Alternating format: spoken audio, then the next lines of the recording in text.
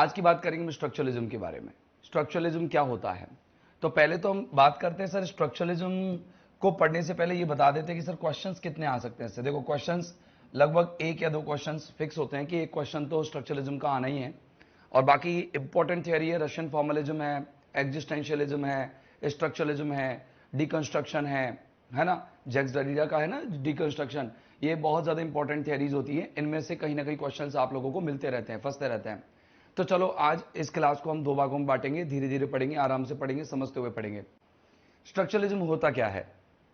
पहली बात तो स्ट्रक्चरलिज्म जो शब्द है वो एक शब्द है स्ट्रक्चरा, STRUCTURA, स्ट्रक्चरा। ये जो स्ट्रक्चरा वर्ड है STRUCTUR, एक मिनट, थोड़ा सा इंक अजीब सी हो रही है।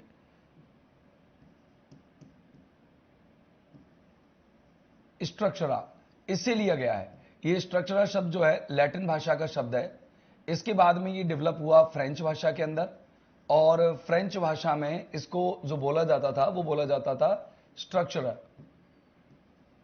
इस तरह से ये इस तरह से ई पर लगा होता था, और इसके बाद ये इंग्लिश में आया, और इंग्लिश में इसका नाम बन गया स्ट्रक्चर या फिर स्ट्रक्चरलिज्म। स्ट्रक्चर या फिर स्ट्रक्चरलिज्म।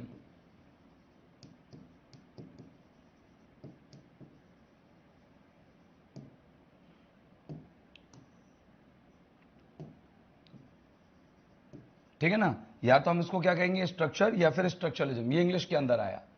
तो काफी अगर अपन इसकी रूट देखें तो रूट तो इसका लैटिन भाषा में है, लैटिन लैंग्वेज में इसकी रूट है।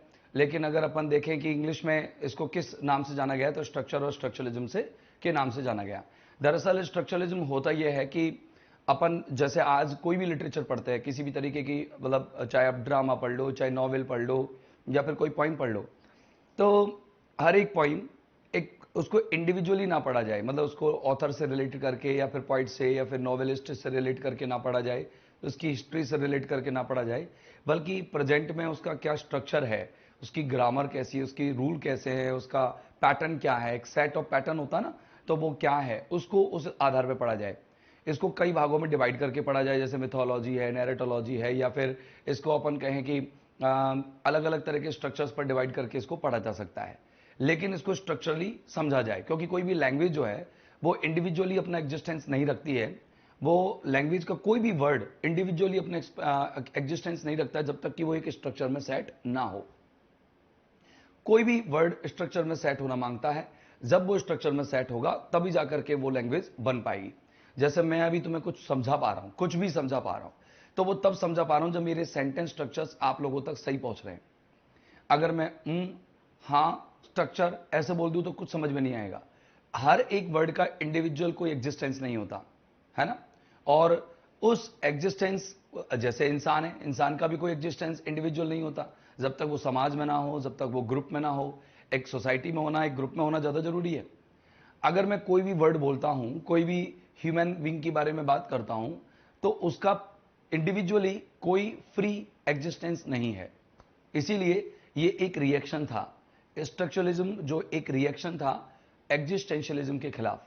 एग्जिस्टेंशियलिज्म अगर हम कहें जीन पॉल सार्टर, तो जीन पॉल सार्टर जो थे उनके जो फादर माने जाते हैं, कौन, एग्जिस्टेंशियलिज्म के, है ना, कौन माने जाते हैं, जीन पॉल सार्टर, उसके अगेंस्ट था ये। तो अपन कहें कि स्ट्रक्चरलिज्म क्या था, बताओ जरा। अ रिएक्शन, ये एक रिएक्शन है against existentialism, against existentialism, which was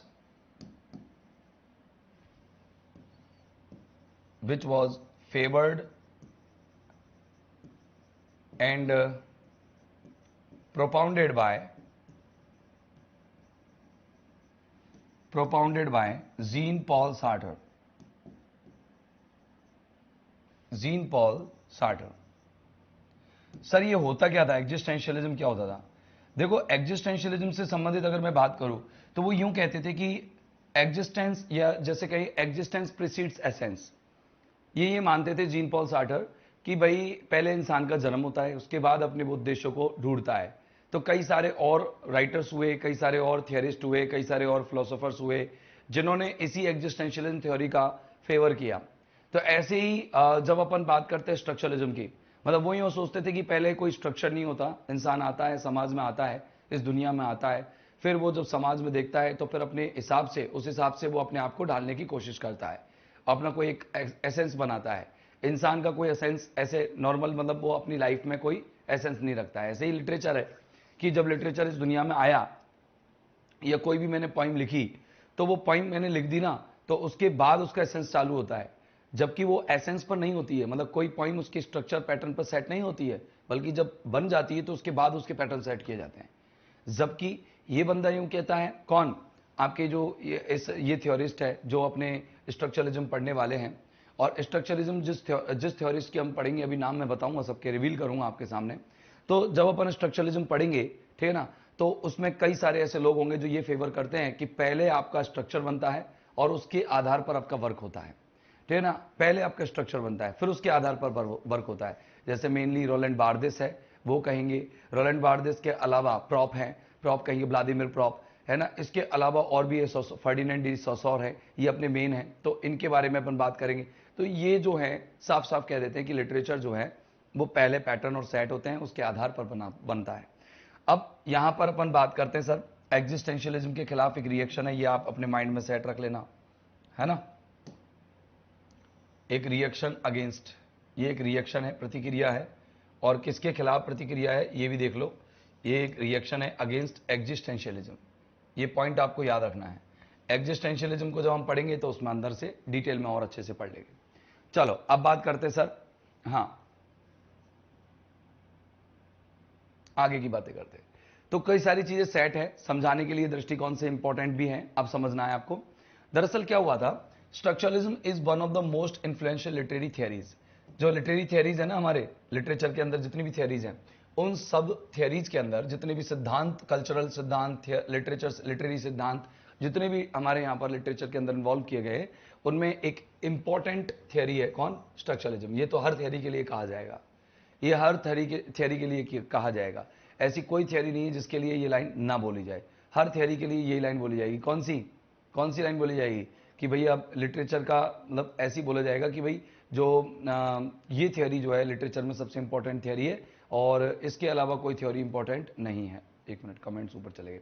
चलिए अब बात करते हैं, हाँ, कि स्ट्रक्चरलिज्म क्या है sir, most influential literary theory है। अब आपसे पूछा जाए सर कौन सी सेंचुरी की है, तो आप यह कहेंगे सर ये मॉडर्न टाइम की है, तो मॉडर्न टाइम आता है 20th सेंचुरी में।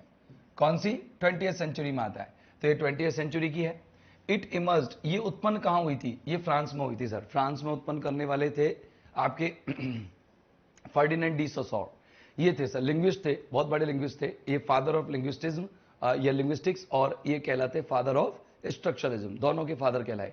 सर कैसे, मैं बात बताऊंगा आपको, समझना, ठीक है ना। सिम्योटिक्स की भी बात कर सकते हैं, ठीक है ना, सिम्योटिक्स की, तो सिम्योटिक्स पर भी इन्होंने काफी सारे बातें की, लिंग्विस्टिक्स से रिलेटेड थे। फादर ऑफ सिम्योटिक्स, फादर ऑफ, अपन इनको क्या मानते हैं, स्ट्रक्चरलिज्म मानते हैं। तो देखो ये इमर्ज हुआ फ्रांस के अंदर, इमर्ज हुआ कहां, इमर्ज हुआ फ्रांस, ना कि इटली, ये ध्यान रखना। कहां पर इमर्ज हुआ, ये फ्रांस के अंदर इमर्ज हुआ। और फ्रांस के अंदर इमर्ज कब हुआ था, ये 1950 के दशक में, 1950 के दशक में, जहां पर एक तरफ एग्जिस्टेंशियलिज्म अपना हथौड़ा बजा रहा था, वहीं पर दूसरी तरफ ये बंदा जो है, कौन, फर्डिनेंड, ये लेकर के आया एक ऐसी क्रांतिकारी विचारधारा जो ये कहती थी कि स्टडी जो होती है किसकी, किसी भी लिटरेचर की, किसी भी लैंग्वेज की, कि अपन जब स्टडी करते हैं किसी भी लिटरेचर की, किसी भी साहित्य की, या किसी भी लैंग्वेज की, किसी भी भाषा की,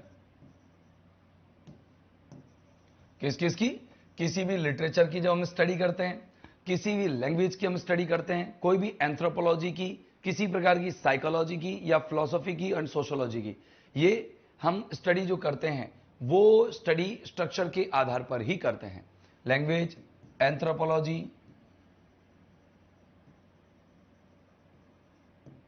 फिलोसॉफी,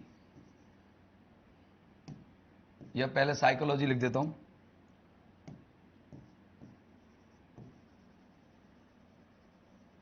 सोशियोलॉजी, एटसेट्रा, कि जिसकी भी हम स्टडी करते हैं वो सब स्ट्रक्चर के आधार पर करते हैं। अनलाइक ट्रेडिशनल क्रिटिसिज्म, जिस तरह से पहले के ट्रेडिशनल क्रिटिसिज्म चलते थे जिनका फोकस सिर्फ और सिर्फ ऑथर के जीवन पे रहता था, है ना, हिस्टोरिकल, लेकिन ये रशियन फॉर्मलिज्म में भी इस तरह का नहीं था भाई। रोमन जैकॉब्सन जो थे उन्होंने भी साफ कह दिया था क्या, कि आप है ना किसी भी लिटरेचर को पढ़ो तो टेक्स्ट को एज ए टेक्स्ट पढ़ो, लिटरेचर को कभी भी किसी ऑथर की लाइफ से मत जोड़ो। तो ये सारे मॉडर्न थियोरिस्ट ऐसे थे। तो जहां पर ऑथर के जीवन, हिस्टोरिकल बैकग्राउंड या फिर इमोशनल एक्सप्रेशंस पर बात करते थे, स्ट्रक्चरलिज्म जो है ये आर्ग्यू करता था, ये कहता था कि हर टेक्स्ट जो है वो क्या है, is a part of larger system. ठीक है ना, ये क्या है, एक पार्ट ऑफ लार्जर सिस्टम है। वो कहते थे कि दैट कैसे कहेंगे, ईच लिटरेचर, प्रत्येक लिटरेचर, कोई भी लिटरेचर हो, कोई भी चीज लिखी हो, ईच लिटरेचर अपन कह सकते हैं, या एवरी टेक्स्ट, लिटरेचर मतलब टेक्स्ट मान लो, आप टेक्स्ट मानो, लिटरेचर का मतलब होता है क्या, टेक्स्ट, कि जो प्रत्येक लिटरेचर होता है, ये प्रत्येक लिटरेचर जो है वो क्या है, is a part of larger, अपने से बड़ा, लार्जर मतलब अपने से बड़ा, लार्जर हो गया, एक लार्जर सिस्टम का हिस्सा है। किसका है, part of a larger system, एक लार्जर सिस्टम का हिस्सा है। किसका हिस्सा भैया, एक बड़े सिस्टम का। जैसे आप कोई भी लिटरेचर पढ़ लो, कोई भी नॉवेल पढ़ लो, या फिर कोई भी अपन ड्रामा पढ़ते, तो ड्रामा भी एक बड़ा पार्ट है, एक मतलब इसके अंदर कहीं ना कहीं बाइनरी थीम्स होते हैं, जैसे कि good versus evil, love versus social norms. तो इस तरह का कोई ना कोई एक वाइडर सेंस होता है, एक लार्जर सेंस होता है, जिसको एक यूनिवर्सल स्ट्रक्चर के द्वारा गवर्न किया जाता है, और उसी से रिलेटेड होता है क्या, लिटरेचर। ठीक है ना, गवर्नड बाई यूनिवर्सल स्ट्रक्चर।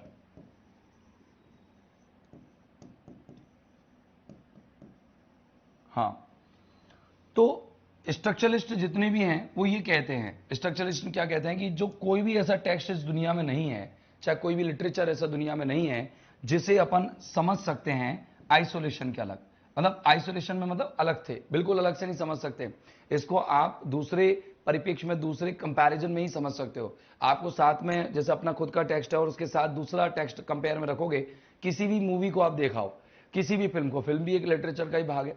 अगर कोई फिल्म को आप समझना चाहोगे तो उसके लिए आपको दूसरी फिल्म कंपैरिजन में चाहिएगी कि यार इसमें क्या दिखाया है, कि इसमें प्यार दिखाया गया है, लव दिखाया गया है, कि एक लड़का है, एक लड़की है, दोनों को प्यार हो जाता है, उनकी समाज के खिलाफ है। तो ये एक नॉर्म बन गया, एक सोशल नॉर्म बन गया, उस नॉर्म के आधार पर ही हम उसका जजमेंट कर पाते हैं।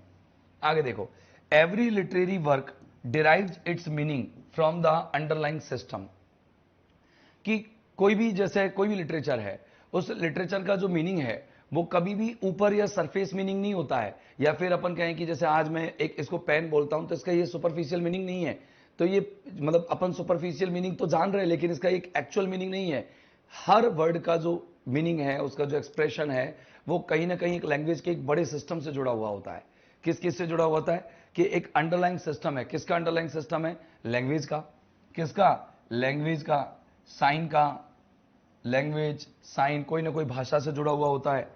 SIGN किसी न किसी संकेत से जुड़ा होता है। साइन के अंदर सिग्निफायर, सिग्निफाइड आएंगे, किसी ना किसी मिथ से जुड़ा रहता है ना। मिथ्स आएंगी, कि मिथ्स मतलब होता है जैसे कोई ना कोई परंपरागत या कोई ट्रेडिशनल थॉट्स आएंगे, उनसे जुड़ा रहता है। कोई ना कोई टाइप से यानी जॉनरा से जुड़ा रहता है, GENRES, जॉनराज, एक किसी न किसी टाइप से जुड़ा रहता है। और साथ में अगर देखा जाए तो कल्चरल जो कन्वेंशंस होते हैं, यानी कि किसी भी लिटरेचर को लिखने के लिए कन्वेंशन बनाया जाता है, सेट ऑफ कन्वेंशन। ये अतीत की कन्वेंशन नहीं है, ये प्रेजेंट के कन्वेंशन है। समझने के लिए कन्वेंशन बनाए जाते हैं, जिससे बिलोंग करता है, उससे भी ये रिलेटेड हो सकता है। एंड कल्चरल कन्वेंशन,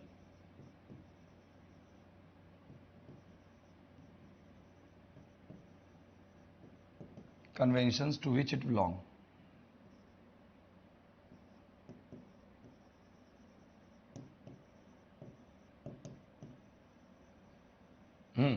अब समझिए कि हर लिटरेरी वर्क अपना मीनिंग अंडरलाइंग सिस्टम से निकालता है। ये लाइन आप याद रखना कि अंडरलाइंग सिस्टम होता है, हर लिटरेरी वर्क के अंदर अंडरलाइंग सिस्टम होता है और उसी से ये अपने मीनिंग को निकाल लेता है।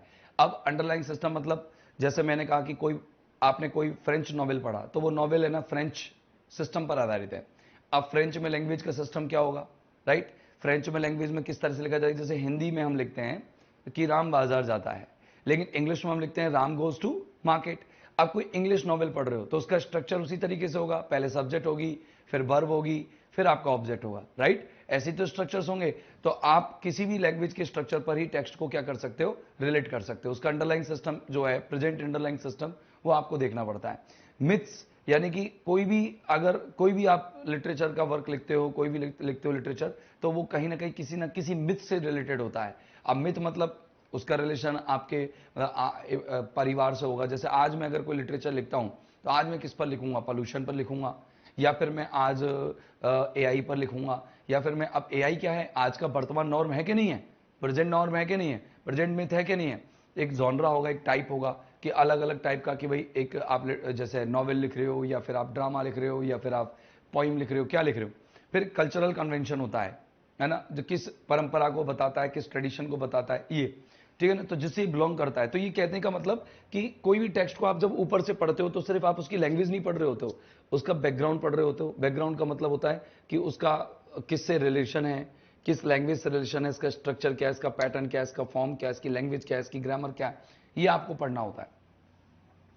अब बात करते हैं सर, इस तरह से अगर कह सकें तो स्ट्रक्चरलिज्म शिफ्ट कर देता है लिटरेरी क्रिटिसिज्म को फ्रॉम द इंडिविजुअल वर्क, कि किसी भी वर्क को आप इंडिविजुअली ना देखें, मतलब अपन एक ऑथर के वर्क को सिर्फ ऑथर से रिलेट ना करें, बल्कि इसको क्या करें, इसको अपन लार्जर स्ट्रक्चर के आधार पर देखें जो उस समय व्याप्त हैं, उस समय पर फैली हुई है, दैट प्रोड्यूस मीनिंग, जिसकी वजह से एक एक्चुअल मीनिंग हम इंटरप्रेट कर सकते हैं।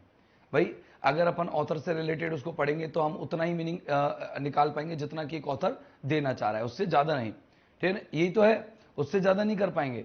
तो अब बात करते हैं सर स्ट्रक्चरलिज्म का ओरिजिन जो हुआ है, स्ट्रक्चरलिज्म का जो ओरिजिन हुआ है उसकी बात करते हैं। चलो, ओरिजिन ऑफ स्ट्रक्चरलिज्म, पहले तो फाउंडेशन देख लेते हैं, इसकी foundation based on linguistic theory of, किसकी लिंग्विस्टिक थ्योरी है, ऑफ, बताओ किसकी, फर्डिनेंड डी सोशॉर, ये लिख रहे भाई साहब, ये बंदा है।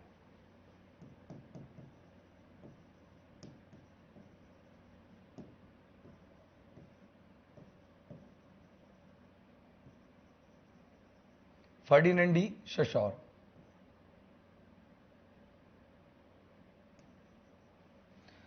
ये है फर्डिनेंड।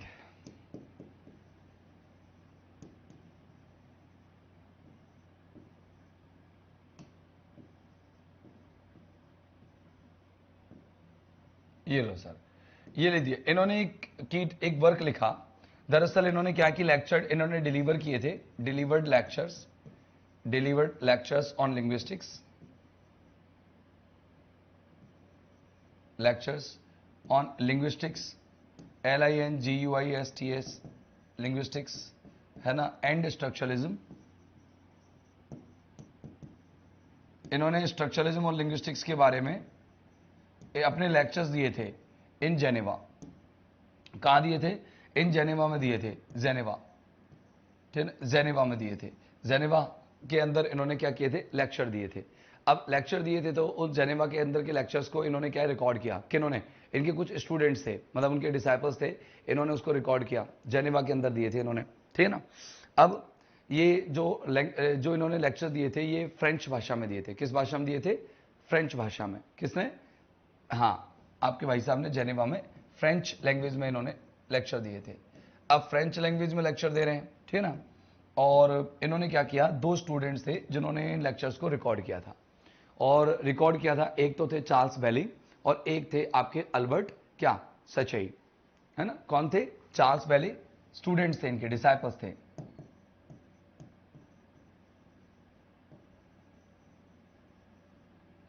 और एक बंदा था चार्ल्स बेली,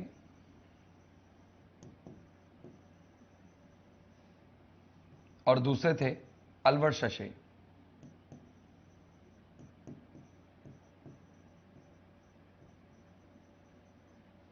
अल्बर्ट सचई, ये दोनों थे। इन्होंने इनके लेक्चर्स को फ्रेंच भाषा में क्या किया था, फ्रेंच भाषा में क्या किया था, कलेक्ट किया था। और कलेक्ट करने के बाद फिर उन्होंने एक, मतलब उसको बुक फॉर्म मिल गया, और वो बुक का नाम था कोर्स इन जनरल लिंग्विस्टिक्स।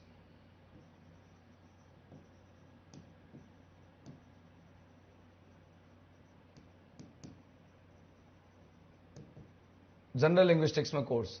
ये जो बुक है वो 1916 के अंदर, वो क्या है 1916 के अंदर ये पब्लिश हो गई थी। दरअसल इस बुक का इंग्लिश ट्रांसलेशन भी आया। पहले तो फ्रेंच भाषा में आई थी, फ्रेंच भाषा में 1916 में पब्लिश हुई थी, फिर इसको इंग्लिश में ट्रांसलेट किया गया था। ये पहले जब 1916 में हुई थी ना, तो किसके मतलब अंदर थी, किस लैंग्वेज के अंदर थी, फ्रेंच भाषा में आई थी। लेकिन इसके बाद में इसको क्या किया गया, इसको ट्रांसलेट किया गया इंग्लिश के अंदर। और इसको जो इंग्लिश में ट्रांसलेट किया था वो बेड बस्किन ने किया था इनका मतलब, और ये लगभग 1959 के अंदर ये ट्रांसलेट हुई थी। तो फिर अपन ये लिख देते हैं कि ट्रांसलेटेड, इसको ट्रांसलेट किया गया बाय बेड बस्किन, WADE और BASKIN, बेड बस्किन ने इसको ट्रांसलेट किया था। और किसके अंदर, इन इंग्लिश भाषा में।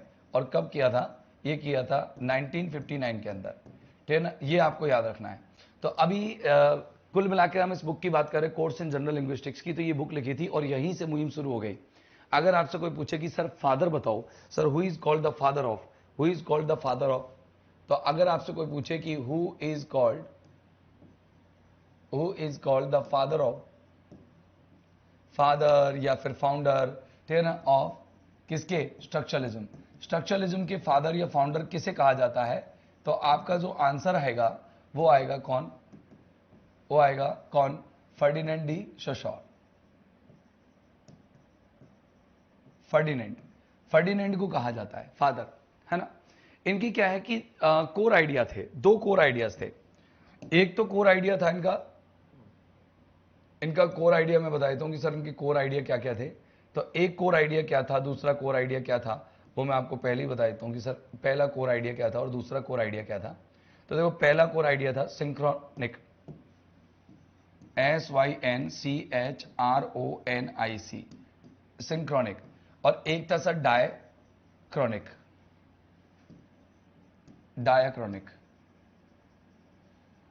एक था सिंक्रोनिक और एक था डायक्रॉनिक। ये क्या होते हैं, सिंक्रोनिक और डायक्रॉनिक होते क्या है सर, आप इसको समझने का कोशिश करेंगे पूरी तरह से कि सर सिंक्रोनिक क्या था और डायक्रॉनिक क्या था, ठीक है ना। तो अब ये सर सिंक्रोनिक और डायक्रॉनिक जो इन्होंने दो चीजें ली थी किसके अंदर, अपने इस थ्योरी के अंदर। तो मैं आपको समझाना चाहूंगा सर सिंक्रोनिक क्या होता है और डायक्रॉनिक क्या होता है। तो मतलब कोई भी जो टेक्स्ट है, ये कहते थे कि अगर किसी भी टेक्स्ट को आप हिस्टोरिकली स्टडी करते हो तो वो हो जाता है डायसिंक्रोनिक, ठीक है ना। मतलब टू स्टडी ए टेक्स्ट, किसी भी टेक्स्ट को स्टडी करते हो आप, to study a text historically, HYSTORICALLY, सही है ना। हिस्टोरिकली, अगर आप किसी भी टेक्स्ट को हिस्टोरिकली क्या करते हो, HI आएगा ना, HI। हिस्टोरिकली अगर आप किसी टेक्स्ट को क्या करते हो, स्टडी करते हो, to study a text historically, मतलब रिलेटेड टू द ऑथर,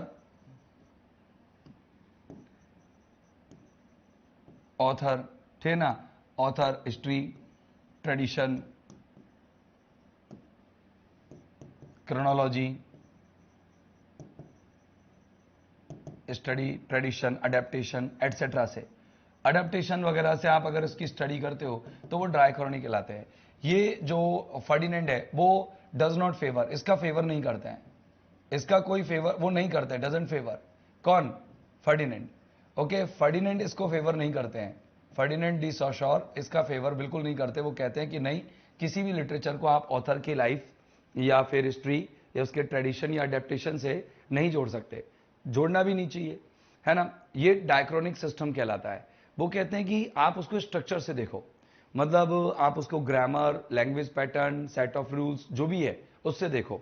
तो मतलब क्या है, लिटरेचर शुड बी स्टडीड या text should be studied, a text should be studied, एक टेक्स्ट को स्टडी किया जाना चाहिए, studies on the basis of language, structure की जगह मैं पैटर्न लिखूंगा, language pattern grammar, language pattern grammar, set of rules,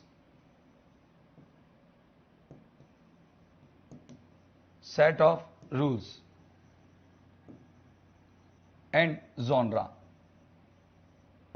आप उसको टाइप से स्टडी करो, आप उसकी स्टडी इस तरह से मत करो कि भाई वो ऑथर की लाइफ से रिलेटेड है या फिर ऐसा वैसा। आप उसके मतलब कहने का मतलब है कि भाई आप है ना लिटरेचर को केवल पैटर्न पर या फिर उस समय के चल रहे प्रचलन में जो जिस तरीके के वर्क्स हैं उसके आधार पर पढ़ो, ठीक है ना। मतलब उस समय जैसे क्या थीम से चल रहा है, इन्होंने कई तरह के और थीम जो है प्रोपाउंड की थी, मैं आपको उनके बारे में भी जिक्र करूंगा।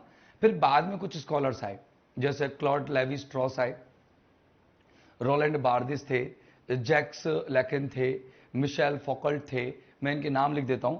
तो बाद में कई सारे और थ्योरिस्ट आए, तो अपन के नाम होंगे शायद थ्योरिस्ट आगे मैंने ले रखे होंगे, नहीं है तो अपन की चर्चा करते हुए चलेंगे, लास्ट में अपन थ्योरिस्ट के नाम लिख देंगे। जो इनका मेन फोकस था, meaning comes from the structure of relationships not isolated elements. उन्होंने कहा कि आप है ना कभी भी कोई भी वर्ड का जो मीनिंग निकालते हो वो स्ट्रक्चर से निकाल। जैसे मैंने एक एग्जांपल लिखा, मेरे पास एक बुक है, राइट, मेरे पास एक बुक है, आप फिलहाल उसको बुक कहते हैं, राइट, लेकिन इसको किताब भी तो कहते हैं, हाँ या ना, इसको बुक भी कहते हैं और इसको किताब भी कहते हैं। अब कोई बुक है तो उसको अपन किताब भी कह रहे हैं और बुक भी कह रहे हैं, तो क्या है सर, क्या लैंग्वेज, जो लैंग्वेज अगर उसकी ऐतिहासिक देखें कि सर पेन का बुक का निर्माण जो है इस तरीके से हुआ, बुक शब्द की उत्पत्ति ऐसे हुई और बुक शब्द जो है वो उसको किताब से रिलेट, ऐसे नहीं, स्टोरिकली ना पढ़ो, बल्कि आज उसे प्रेजेंट में आप बुक कहते हो, किताब कहते हो, तो उसको क्यों कहते हैं, उसका रीजन क्या है। मतलब लिटरेचर को हम, यानी कि नॉवेल को नॉवेल क्यों कहते हैं, why do we call it a novel, okay, why do we call it a drama, why do we call it a poem, क्यों कहते हैं। Book is called in a different genre, okay, book is put in a different genre, तो वो किस तरीके की genre में रखी जाती है, why, what is the reason behind this. तो the underlying statement, the underlying structure of putting a word, तो वो स्ट्रक्चर को स्टडी करने का काम करता है सिंक्रोनिक। अब देखना यहां पर कि meaning comes from structure of relationship, की जो मीनिंग्स है वो स्ट्रक्चर ऑफ रिलेशनशिप से आता है, किससे नहीं आता भाई, किससे नहीं आता। अगर आपसे कहें कि भाई किससे नहीं आता, तो आप कहेंगे सर कि नॉर्मल अपन की हिस्ट्री से या फिर ऑथर की लाइफ से, इनसे नहीं आता है, ठीक है ना। अब मैं बात करता हूं सर कि एक्सपेंशन देखना, स्ट्रक्चरलिज्म जो है वो धीरे धीरे फैल गया beyond linguistics to many disciplines, कई सारी सब्जेक्ट्स में चला गया, एंथ्रोपोलॉजी में चला गया, साइकोलॉजी में चला गया, लिटरेरी क्रिटिसिज्म में चला गया, हिस्ट्री एंड फिलोसफी में चला गया, नैरेटोलॉजी में चला गया, डिफरेंट डिफरेंट जो प्लेसेज हैं वो उनके हो गए थे, है ना। मतलब बहुत अलग अलग जगहों पर ये पहुंच गया था। बोलो कोई दिक्कत, समझ में आई आपको मेरी बात। चलो अब बात करते हैं सर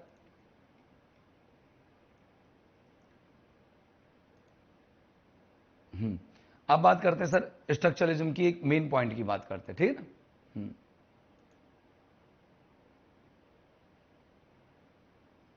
एक मिनट, फिर कमेंट ऊपर हो जाते हैं।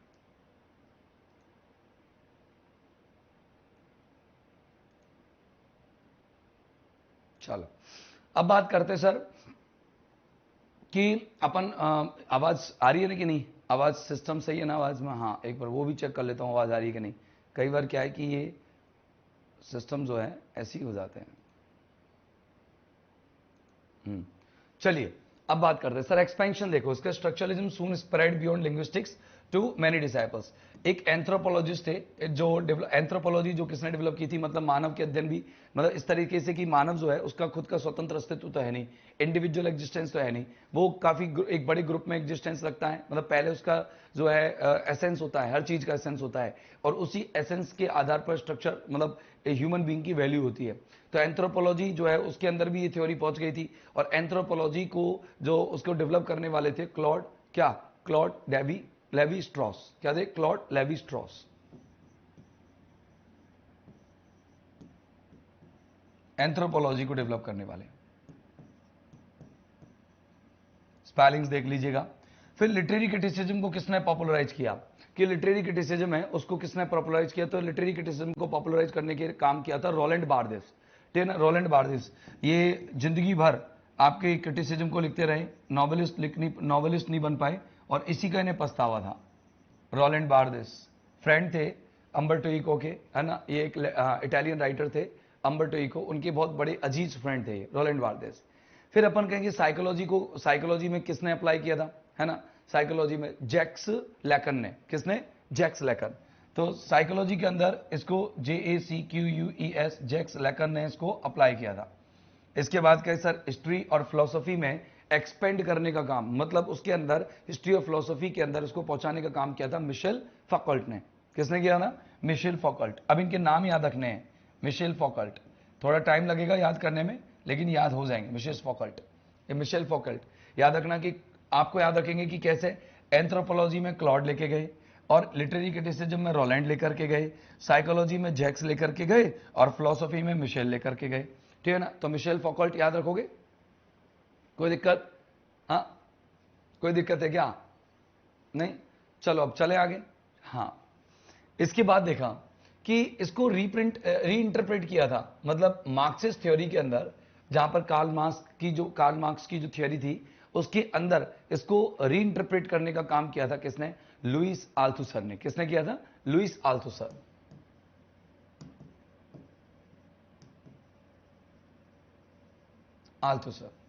लुईस अल्थुसर ने किया था।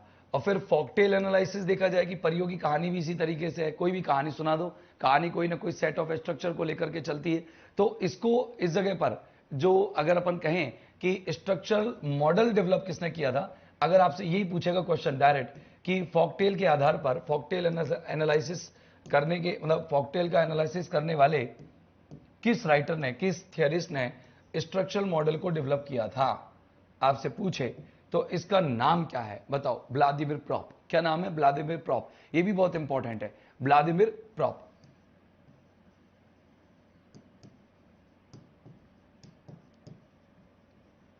ये व्लादिमीर प्रॉप ने डेवलप किया था। नैरेटोलॉजी एडवांस्ड बाय गेरार्ड जेनिट और ज्वेटेन और टोडोरोव, ठीक है ना। ये इनके नाम ही अजीब अजीब हैं और हो सकता है प्रोनाउंसिएशन में थोड़ी सी दिक्कत रही हो, लेकिन कुल मिलाकर के ये कि अपन को तो इसको समझना है।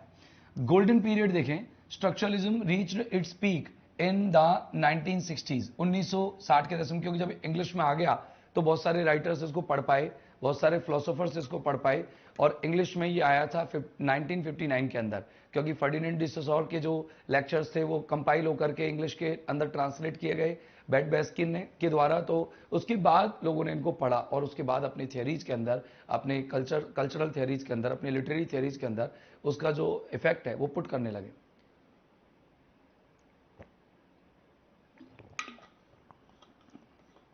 अब बात करते हैं सर डिक्लाइन। कब डिक्लाइन हुआ था? It was gradually replaced by post structuralism. जहां पर स्ट्रक्चरलिज्म एक स्टेबल थ्योरी रखता था, ऑर्डर रखता था, यहीं पर पोस्ट स्ट्रक्चरलिज्म अब कोई अनस्टेबल थ्योरी रखने लगा। ये अब पूरी तरह से क्या है कि बिगड़ चुका था, इसका कोई एक फॉर्म नहीं था, एक फिक्स सेट नहीं रहा, सब कुछ चेंज हो गया था। स्ट्रक्चरलिज्म के अंदर कुछ अलग था, पोस्ट स्ट्रक्चरलिज्म के अंदर कुछ अलग था। तो अब बहुत कुछ बदल गया था, बहुत कुछ बदल गया था। अब उसके बदलने की क्या क्या रीजन थे सर, कैसे बदला था, तो इसको अपन देखते हैं। राइट, करें स्टार्ट। चलो, अब स्ट्रक्चरलिज्म का मीनिंग देखेंगे हम लोग। क्या देखेंगे? स्ट्रक्चरलिज्म का मीनिंग देखेंगे। अब अलग अलग राइटर्स ने अलग अलग मीनिंग दिए स्ट्रक्चरलिज्म के, ठीक है ना। अलग अलग राइटर ने अलग अलग मीनिंग दी किसके? स्ट्रक्चरलिज्म के। तो इन्होंने कहा कि स्ट्रक्चरलिज्म एक ऑर्गेनाइज सिस्टम है ना। तो क्या है? एक ऑर्गेनाइज सिस्टम है। क्या कहा इन्होंने? Structuralism is an organize system, an organize system. ये एक ऑर्गेनाइज सिस्टम है, ओके। ये एक ऑर्गेनाइज सिस्टम है। क्या? एक ऑर्गेनाइज सिस्टम है जिसकी जो पार्ट्स है ना वो एक साथ काम करते हैं। क्या है? एक ऑर्गेनाइज सिस्टम है हुज पार्ट्स, जिसके जो पार्ट्स हैं, हुज पार्ट्स वर्क टुगेदर, जिसके पार्ट्स एक साथ काम करते हैं, एक साथ काम करते हैं, अलग अलग काम नहीं करते। इनका इंडिविजुअल कोई एग्जिस्टेंस नहीं है, ठीक है ना। ये एक सोशल नॉर्म के आधार पर देखे जाते हैं कि जब इंसान आता है तो उसका इंडिविजुअली क्या रोल है? अकेला तो अकेला पड़ा रहे, है ना, अकेले का कोई रोल नहीं है।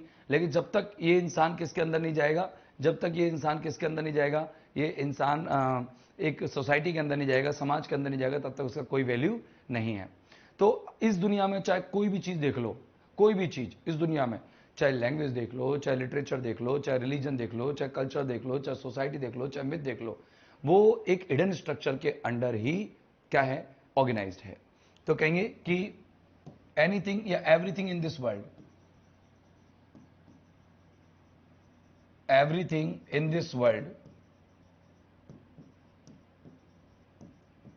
इन दिस वर्ल्ड, चाहे कौन कौन सी ले लें, चाहे हम लैंग्वेज ले लें, ठीक है ना, या फिर लैंग्वेज के अलावा हम कोई भी मिथ ले लें, है ना, मिथ ले लें, या फिर कोई भी रिलीजन ले लें, है ना, या फिर सोसाइटी या कल्चर ले लें, है ना, लिटरेचर ले लें, LITERATURE लिटरेचर ले लें, या फिर कोई सोसाइटी ले लें, SOCIETY, या फिर कोई कल्चर ले लें, कल्चर ले लें, कोई भी चीज ले लो आप, ठीक है ना। और ये क्या है, एक हिडन स्ट्रक्चर के अंदर ऑर्गेनाइज होती है, ठीक है ना, इज ऑर्गेनाइज्ड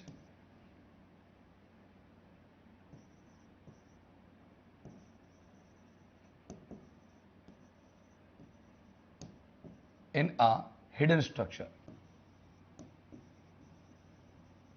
हर किसी के अंदर कोई ना कोई थीम होती है, कोई ना कोई स्ट्रक्चर होता है, कोई ना कोई पैटर्न होता है, उस पैटर्न पर ही क्या है वो हिडन है, उसमें सेट है, ठीक है ना। अब देखना कि एक लिटरेचर को, एक वर्क को डिटरमाइन करने का काम करता है उसका स्ट्रक्चर, कि भाई ये कैसे प्रोड्यूस किया गया है, इसका जो मीनिंग क्या लेना चाहिए।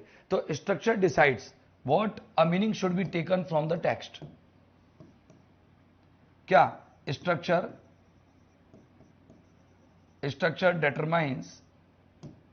डिटरमाइन करता है, डिटरमाइंस क्या, the meaning, structure determines the meaning of, किसकी meaning, meaning of a text, एक टेक्स्ट की मीनिंग। भाई एक टेक्स्ट की मीनिंग क्या निकाली जाए, क्या इंटरप्रेट किया जाए, स्ट्रक्चर से आधारित होता है। तो that the structuralism is a literary theory, it is a theory of literary criticism in which we study how a text related to other text, or you can say a text or a word does not have any individual meaning till it integrates with others. Okay, यानी कि जब तक ये दूसरों के साथ integrate नहीं हो जाता है तब तक इसका कोई पर्टिकुलर इंडिविजुअल मीनिंग नहीं है। तो नाउ लेट्स बिगिन, शुरू करते हैं दोस्तों, खड़ाक से जुड़ जाइए। और अब शुरू करते हैं आज। आज हमने कल क्या पढ़ा था एक बार तो हम उसको रिवाइज करेंगे, और रिवाइज करने के बाद, एक मिनट, रिवाइज करने के बाद चलते हैं अपन अपने मेन आज के लेसन पर, आज के टेक्स्ट पर, कि आज हम क्या पढ़ने वाले हैं, आज क्या नया है हमारे पास पढ़ने के लिए, ठीक है ना। आज हमारे पास क्या नया है हम उसे देखते हैं। तो देखो, जैसा कि आप लोगों को पता है कि हमने ये सारा कुछ पढ़ लिया था, और फिर कुछ हमने थियरिस्ट भी देख लिए थे, कि जैसे एंथ्रोपोलॉजी, क्लॉड लेवी स्ट्रॉस ने ये थ्योरी डेवलप की है। लिटरेरी क्रिटिसिज्म को पॉपुलराइज किया रोलैंड बार्देस ने। साइकोलॉजी के अंदर ये जो स्ट्रक्चरलिज्म है उसको अगर किसी ने डेवलप किया या पॉपुलराइज किया, अप्लाई किया, तो जैक्स लैकन। और हिस्ट्री एंड फिलोसफी के अंदर मिशेल फौकॉल्ट, क्योंकि ये जो स्ट्रक्चरलिज्म है ये अलग अलग ब्रांचेस के अंदर, अलग अलग थियरीज के अंदर ये बाद में अप्लाई किया गया था। तो अगर देखें, मार्क्सिस्ट थ्योरी जो है उसको इसने रीइंटरप्रेट किया गया था, इसमें रीइंटरप्रेट किया लुइस अल्थुसर ने, और व्लादिमीर प्रॉप इन्होंने किया था फॉकटेल एनालिसिस के अंदर, नैरेटोलॉजी के अंदर ग्राड जेनेट, और यह है ज़वेटन, क्या टेजुएटन कह सकते हैं, टोडोरोव।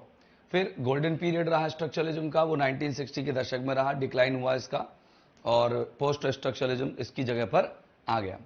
तो let's begin my dear friends. आज हमने कल हमने इसका मीनिंग भी देखा था। अब मीनिंग देखने के बाद आज हम इसकी डेफिनेशंस देख रहे हैं जो अलग अलग लोगों ने दी है। तो सबसे पहले हम देखते हैं डेफिनेशन रोलैंड बार्देस की। रोलैंड बार्देस जो हैं, बार्देस वो क्या कहते हैं, literature is not an isolated work but a system sign.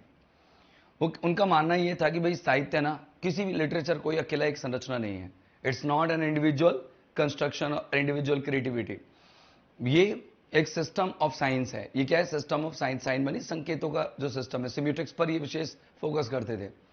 Rowland Barthes की तरह ही जो उस समय पर ये सिम्योटिक्स इतना आगे चला था कि उस पर सभी लोग लेक्चर दे रहे थे, जैसे कि अम्बर्टो इको ने दिया था, ठीक है ना। तो अम्बर्टो इको ने तो सिम्योटिक्स पर बहुत सारे वर्क्स लिखे थे, है ना।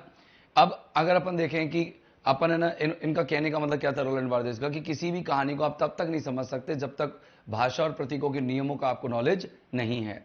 उसकी नॉलेज होना चाहिए कि अगर किसी भी लैंग्वेज और किसी भी लैंग्वेज के जो रूल्स होते हैं उसको अगर आप नहीं समझते, किसी के साइन नहीं समझते, सिंबल्स नहीं समझते, तो it's very I think it's impossible to understand a story.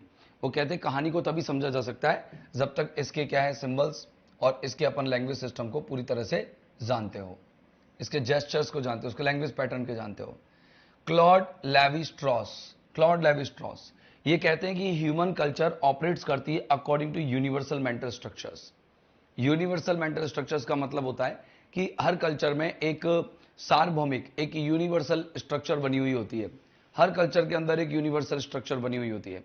अब ये यूनिवर्सल स्ट्रक्चर जो है वो मनुष्यों के अंदर सबके अंदर समान होती है। मतलब जैसे कोई कहानी बनी तो कहानी में कोई थीम दिखाई गई, लव दिखाया गया, तो लव में जैसे वही होगा कि प्रेमी प्रेमिका मिल जाते हैं। हर मूवी को देख लो, विलेन आता है, विलेन उसमें बिलविड को किडनैप करता है और लवर उसको फ्रीडम करवा देता है, उसको लिबरेट करता है। तो ये चीज क्या है, एक मेंटल स्ट्रक्चर बन जाता है ना, और उसी के अनुसार ये सब कुछ काम करता रहता है। जोनाथन कुलर कहते हैं कि structuralism studies the underlying conventions that makes literature possible.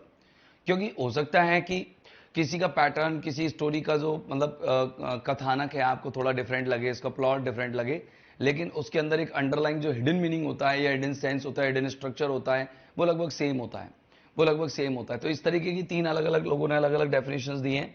अब इसके बात करें कि इसके जो बेसिक प्रिंसिपल्स हैं स्ट्रक्चरलिज्म के, वो क्या है। बेसिक प्रिंसिपल ऑफ स्ट्रक्चरलिज्म क्या है। आप कई सारे बेसिक प्रिंसिपल्स हैं, अपन उनकी स्टडी करेंगे 1 बाई 1, और उनकी जो स्टडी कर रहे हैं अपन उसी को एग्जाम में कई बार लाइन लेकर ही पूछ लिया जाता है। तो बताओ, जैसे वो कहना क्या चाहते हैं कि existence, everything exist within a structure. हर चीज एक स्ट्रक्चर के अंदर ही एग्जिस्ट करती है। वो कहने मतलब ये है कि कोई भी एलिमेंट ले लो, चाहे कोई भी एलिमेंट ले लो, चाहे कोई वर्ड ले लो या कोई सिंबल ले लो या फिर कोई सोशल हैबिट ले लो, कोई भी ले लो, वो इसका खुद का अपना एक पर्टिकुलर मीनिंग होता है। लेकिन इसका मीनिंग को ये तभी गेन कर सकता है जब ये एक स्ट्रक्चर के अंदर सेट होती है। राइट, समझे मेरी बात। जैसे मतलब एवरी वर्ड, सुनना, every word, every symbol and क्या, एवरी वर्ड ले लो, चाहे एवरी सिंबल ले लो या एवरी सोशल हैबिट ले लो, कोई भी सामाजिक आदत ले लो, social habit has its own meaning. अपनी खुद की मीनिंग रखता है ना, अपनी खुद की मीनिंग होती है हर शब्द की। जैसे पेन है, पेन की खुद की मीनिंग है, ओके, ओन मीनिंग, बट अपनी खुद की मीनिंग होती है, लेकिन ये मीनिंग कंप्लीट नहीं मानी जाती है। ये कब तक, जब तक इसका जो प्रॉपर मीनिंग है, हाँ अपनी खुद की मीनिंग रखता है, लेकिन इसकी वैल्यू या इसका जो सेटअप है वो तब तक समझ में नहीं आता जब तक कि इसको लैंग्वेज सिस्टम में पुट नहीं किया जाता है। तो but it can not gate, लेकिन इट कैन नॉट गेट, ये प्राप्त नहीं कर सकता, it can not gate its original use and value, use and value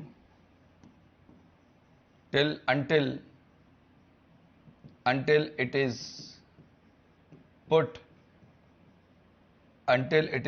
in an structure, जब तक एक स्ट्रक्चर में इसको रखोगे नहीं तब तक समझ में नहीं आएगा। मान लो मैंने एक शब्द बोल दिया तुमसे पेन, तो क्या कहना चाहते हो सर। मैंने बोल दिया बुक, क्या कहना चाहते हो सर। पेन बोल दिया, बुक बोल दिया, इससे कुछ समझ में आ रहा है नहीं। अगर मैंने बोला आई हैव अ बुक, तो आपको समझ में आएगा सर यूं कह रहे हैं कि मेरे पास एक बुक है, राइट। और अगर मैं यूं कह दूं कि सर शी, तो शी में क्या समझ में आया आपके, शी में कुछ समझ में आया नहीं। मैंने कहा ही, कुछ समझ में नहीं आया। मैंने कहा गो, नहीं समझ में आया। मैंने कहा नाउ यू मस्ट गो, तो अब समझ में आया। एक वर्ड हो या कोई सिंबल हो, कोई साइन हो, अगर मैं जैसे यूं हार्ट बना दूं तो क्या समझ में आया आपके, कुछ नहीं, हार्ट, बस ये हार्ट समझ में आ गया, ठीक है। लेकिन जब तक मैं इसको सेंटेंस जैसे आई ऐसे बोल दे तो फिर ठीक है, वो क्लियर है। आई लव द वर्ल्ड, मुझे दुनिया पसंद है, तो I love the world, okay, ऐसे। तो उसको साइन भी अपन ने यूज किए, तो साइन भी यूज करने का फायदा कब है, साइन भी यूज करने का फायदा जब है जब अपन उसको एक कंप्लीट स्ट्रक्चर देते हैं, ठीक ना। हाँ, तो मीनिंग कम्स थ्रू डिफरेंस। अब जैसे आपको कई बार पता है कि जब तक आप, जैसे मीनिंग कम्स थ्रू डिफरेंस का मतलब क्या होता है, ऐसे अपन अर्थ को ना डायरेक्ट नहीं ले सकते। अब कई बार क्या है कि अर्थ को समझने के लिए अपन को डिफरेंस समझना होता है कई चीज़ों का डिफरेंस। जैसे डार्कनेस का संबंध जब समझ में आता है, जब लाइट का संबंध आता है। जैसे अंधेरे का हमें पता है लव का तब मतलब समझ में आएगा जब कोई हेट का मतलब समझाएगा, ठीक है ना। तो जैसे मैंने कहा कि हम समझते हैं, किसी भी चीज़ को समझ लेते हैं कि वो क्या नहीं है, उससे समझ लेते हैं। जैसे अगर हम लोगों को मतलब कोई भी चीज़ है, जैसे गर्म जानना है, तो गर्म के लिए हमें ठंडे का नॉलेज होना चाहिए ना, हाँ या ना। तो बताओ कैसे कहते हैं कि we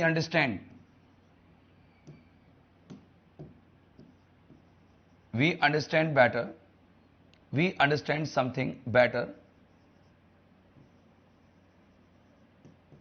something better when we know what it is not, कि क्या नहीं है। भाई आपको ठंडे की वैल्यू जब पता लगेगी जब गर्म का पता होगा, ठीक है ना, या गर्म की वैल्यू तब पता लगेगी जब ठंडे का पता होगा, ठीक है ना। तो ऐसे ही कुल मिलाकर के हमको एक दूसरी चीज से उसका मीनिंग पता लगता है, ठीक है ना। मीनिंग जो है हमेशा कॉन्ट्रास्ट से क्रिएट होता है। तो वो ये कहना चाहते हैं कि भाई मतलब जो अर्थ बनता है ना वो हमेशा विपरीत के माध्यम से बनता है, ठीक है ना। तो कह सकेंगे meaning is obtained, through it's contrast,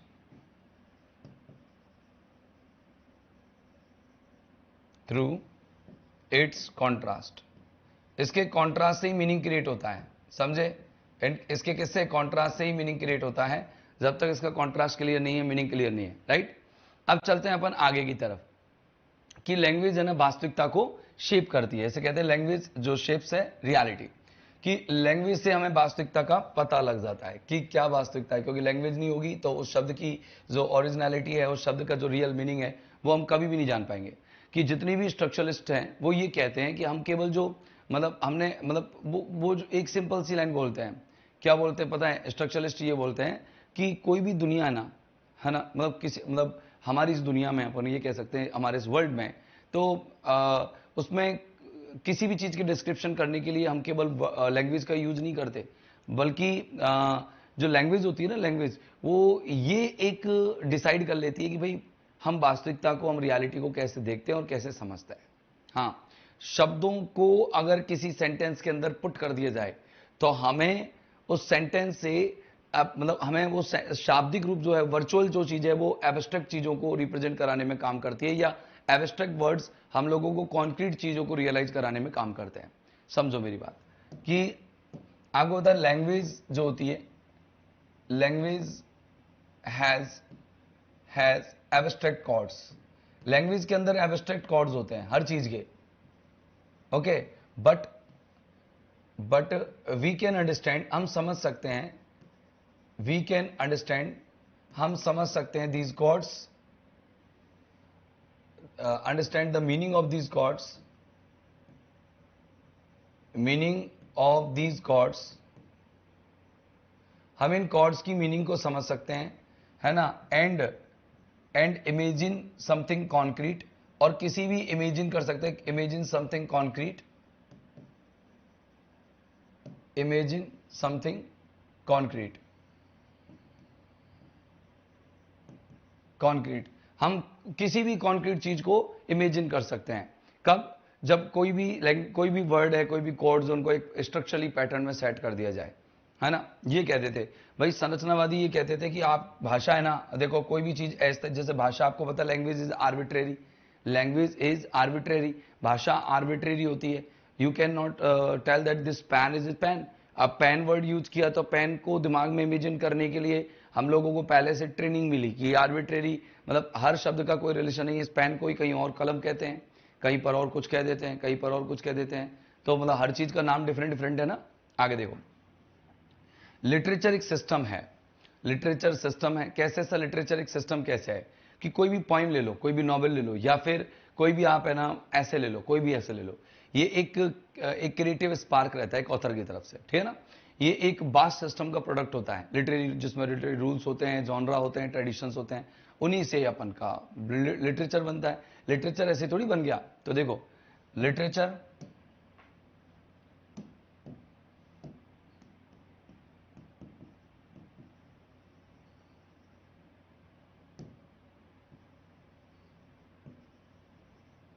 literature क्या है बताओ। पहली बात तो लिटरेचर क्या है कि एक प्रोडक्ट है किसका, एक वास्ट सिस्टम का। Literature is a product of vast system including genre. भाई ये नॉवेल है, आपने कैसे कह दिया कि उस टाइप से नॉवेल लिखे जाते हैं। भाई आप कैसे कह सकते हो कि ड्रामा है, क्योंकि उसके अंदर डायलॉग्स होंगे, स्टेज परफॉर्मेंस होगी, एक्शंस होगा, यूनिटी ऑफ टाइम प्लेस होंगे। तो आप ये कैसे कह सकते हो कि ड्रामा है, क्योंकि उसमें रूल्स हैं, उसी तरह के रूल्स हैं, उस तरीके के जॉनरा है, उस तरीके की ट्रेडिशंस है। Genres including genre, rules and traditions. Rules and tradition, परंपरा उसी तरीके की होगी, उसके अंदर उसी तरीके का रिवाज होगा उसके अंदर। ये क्या है कि एक ऑथर की तरफ से जो क्रिएट किया गया एक स्पार्क होता है, जो कि फाइनली इन चीजों का प्रोडक्ट होता है, राइट। ऑथर की तरफ से क्रिएट किया गया होता है। तो ये याद रखना कि लिटरेचर एक प्रोडक्ट है वास्ट सिस्टम का, जिसमें जॉनरा होते हैं, रूल्स होते हैं, ट्रेडिशंस होते हैं। ये मास्टरपीस क्या होता है? अगर मास्टरपीस की बात करें, कहते हैं कि ये फलानी चीज उसकी मास्टरपीस है, कहते हैं ना। जैसे कि अभी क्या है, रॉबर्ट ब्राउनिंग का मास्टरपीस क्या है, उसकी ड्रामेटिक मोनोलॉग मास्टरपीस है, ठीक है ना।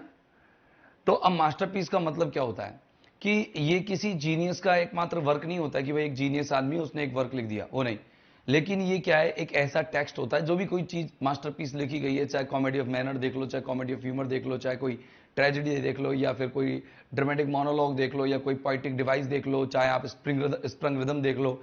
तो अगर किसी का कोई मास्टरपीस पीस है, तो ये क्या होता है, एक टेक्स्ट होता है ना। ये एक अंडरलाइन स्ट्रक्चर और रूल्स को, अपने जान रहा के एक अंडरलाइन स्ट्रक्चर्स और रूल्स को पूरी तरह से फॉलो करता है, पूरी तरह से परफेक्टली, ठीक है ना। उस समय के सो कॉल टाइम जो होता है उनका, उस समय के, ठीक है ना। तो कैसे कहेंगे कि masterpiece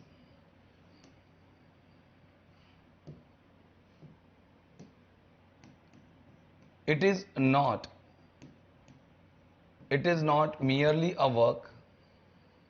merely a work of a genius, but in structuralism, structuralism, okay, structuralism, a masterpiece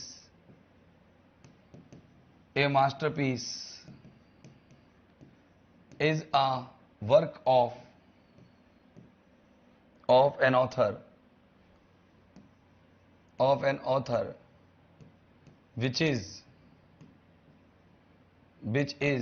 perfectly utilizes, जो perfectly utilize करता है, किसको यूटिलाइज करता है perfectly, the underlying structures and rules of the genre.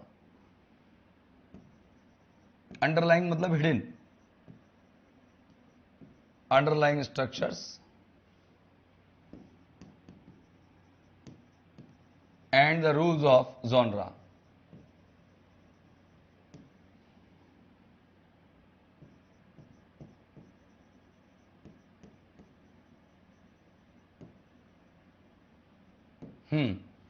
Universal structures क्या होते हैं?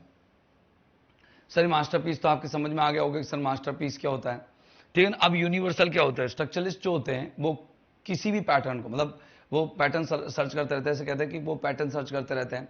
ये क्या है कि डिफरेंट कल्चर्स में लगभग एक प्रकार के होते हैं, ठीक है ना। अब जैसे मान लो कि भले ही मैंने ड्रामा लिखा, किसी और ने ड्रामा लिखा, हो सकता है कि दोनों ड्रामाज में कैरेक्टर डिफरेंट हो, स्टोरी डिफरेंट हो, लेकिन उसके अंदर का जो पैटर्न होता है, उसके अंदर जो कैरेक्टर्स का डीप एनालिसिस होता है, या फिर अपन कहें कि स्टेज परफॉर्मेंस में ली जाने वाली चीजें होती हैं, वो सब उसी समय की होती है ना। अब जैसे मानो आज के जमाने में जितनी मूवीज आती है, तो अब प्रेजेंट इश्यूज पे ही तो आएगी, वर्तमान इश्यूज पे ही तो आएगी। अब बिल्कुल एक यूनिक बना दी जाए तो कौन देखना पसंद करेगा? तो वो ये क्या क्या कहते हैं, वो कुछ ऐसी चीजें कहते हैं कि मतलब उनको कहते हैं कि पैटर्नों की, मतलब वो पैटर्न्स को तलाश करते रहते हैं, हमेशा सर्च करते रहते हैं। और उनका मानना होता है कि जो डिफरेंट टाइप की कल्चर्स होती हैं, वो क्या होती हैं, और जो अपन डिफरेंट टाइप्स की कल्चर्स कह सकते हैं या फिर टाइम पीरियड्स कहते हैं, वो लगभग समान होते हैं। उनका मानना यह है कि भाई कि जो कुछ गहरे और स्थायी जो नियम होते हैं, जो भी नियम मानवीय विचारों को या फिर ह्यूमन थॉट्स को या फिर उनके एक्सप्रेशंस को नियंत्रित करते हैं, वो लगभग सेम होते हैं, ठीक है ना। तो देखो वो कहते हैं,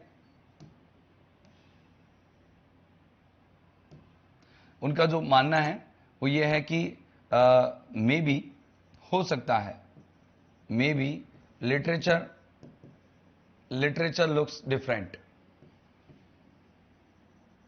looks different from outside,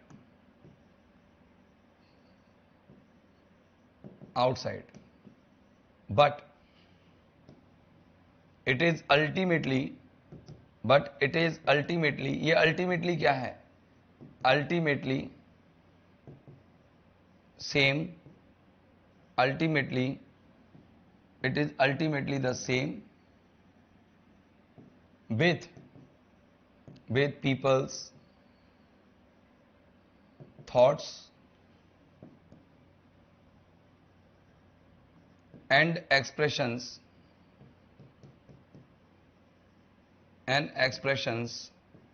in a particular time, a particular period or culture,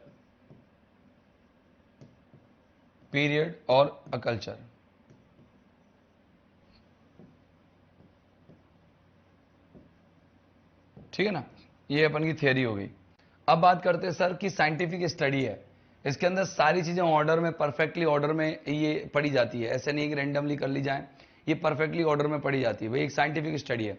structuralism का जो उद्देश्य है कि वो साइंस बनना ही है, मतलब जितनी भी लिटरेरी थ्योरी है वो साइंस बनने के लिए, क्योंकि भाई मतलब किसी भी लिटरेचर और कल्चर को एक साइंटिफिक स्टडी करने के लिए ये क्रिटिकल थ्योरीज आती है, ठीक है ना। ये कोई पर्सनल ओपिनियंस या फिर मतलब अपन यूँ कहें कि ये किसी प्रकार की सब्जेक्टिविटी पर डिपेंड नहीं करती, ये ऑब्जेक्टिव होती है। और इसके अंदर जो है साइंटिफिक कुछ रूल्स बनाए जाते हैं, कुछ पैटर्न्स बनाए जाते हैं, उसकी वजह से ही मतलब ये जो थियरीज हैं वो डेवलप होती हैं, ठीक है ना। तो कहने का मतलब स्ट्रक्चरलिज्म जो है,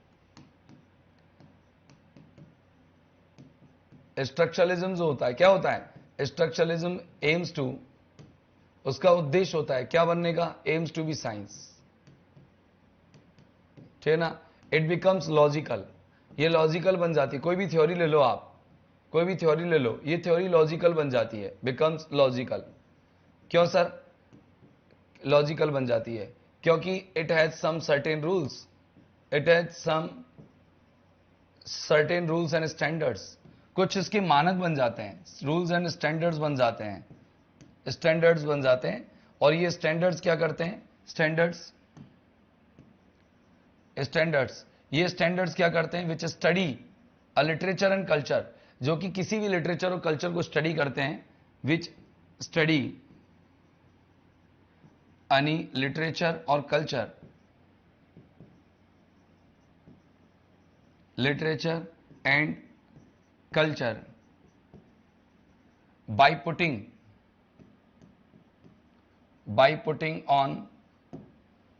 putting on an anvil of the set of rules,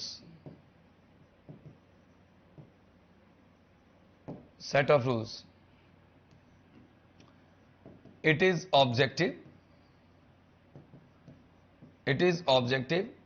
okay ये एक ऑब्जेक्टिव होती है, इसके अंदर कोई पर्सनल मतलब ये क्या है, it is objective because it does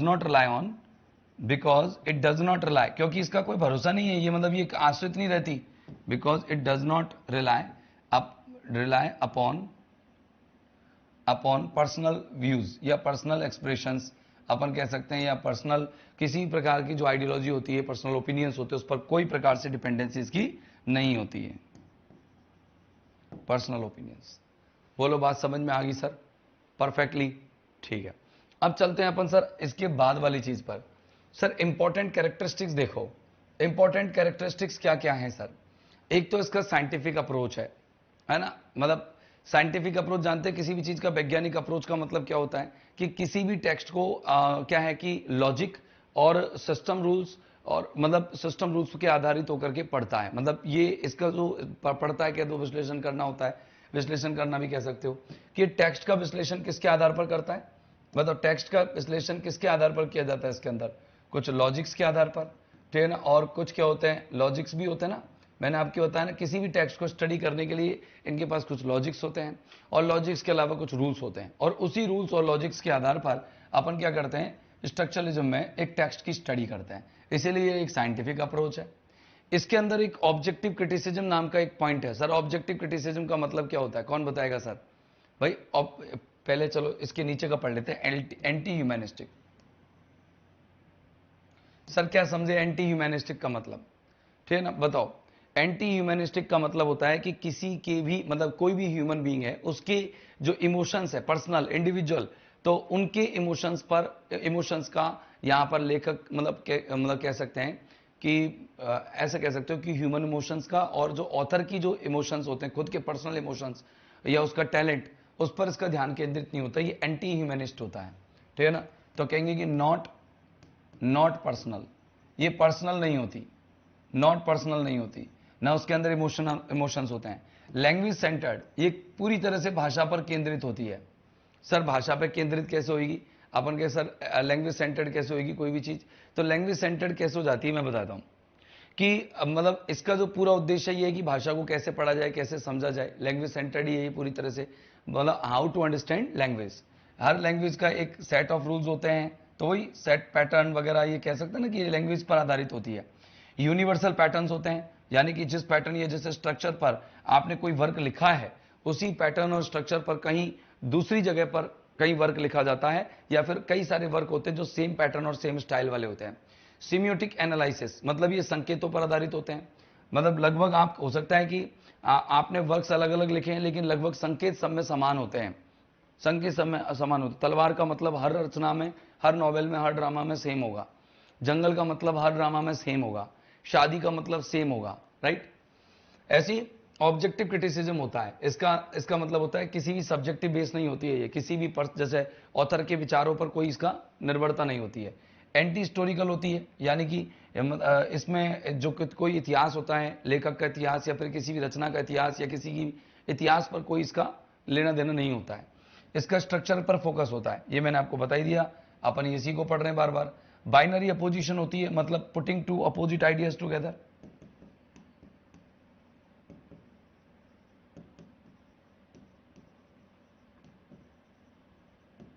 हम इसको दो अपोजिट आइडियाज को एक साथ रख करके ही समझते हैं। दो अपोजिट आइडियाज को एक साथ रख देते हैं, फिर हम इसको समझने लग जाते हैं। समझ में आई मेरी बात? हाँ। तो अब नैरेटोलॉजी का मतलब क्या होता है कि स्ट्रक्चरल जो स्टडी होती है ना, स्टोरीज की स्ट्रक्चर स्टडी की जाती है। ऐसा लगता है जैसे हर स्टोरी को एक रूल पर सेट किया गया है, तो ये नैरेटोलॉजी पर आधारित हो गई। मतलब नैरेटोलॉजी मतलब हर कहानी एक स्ट्रक्चर पर आधारित होती है। अब देखो, व्हाई डिड स्ट्रक्चरलिज्म इमर्ज क्यों हुआ सर? ये निकला क्यों, उद्भव क्यों हुआ इसका? स्ट्रक्चरलिज्म का उद्भव क्यों हुआ सर?